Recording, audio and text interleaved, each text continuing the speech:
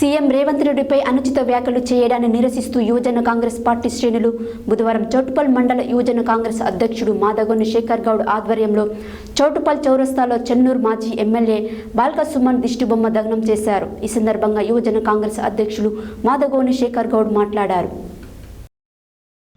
CM Revanth రెడ్డిపై అనుచిత వ్యాఖ్యలు చేయడాన్ని నిరసిస్తూ యువజన కాంగ్రెస్ పార్టీ శ్రేణులు బుధవారం చౌటుప్పల్ మండలం యువజన కాంగ్రెస్ అధ్యక్షులు మాదగోని శేఖర్ గౌడ్ ఆధ్వర్యంలో బుధవారం చౌటుప్పల్ చౌరస్తాలో చెన్నూరు మాజీ ఎమ్మెల్యే బాల్క సుమన్ దిష్టిబొమ్మ దహనం చేశారు. ఈ సందర్భంగా యువజన కాంగ్రెస్ అధ్యక్షులు మాదగోని శేఖర్ మాట్లాడుతూ నోరు అదుపులో పెట్టుకోవాలని, లేని పక్షంలో జిల్లాలో తిరగనివ్వబోమని హెచ్చరించారు.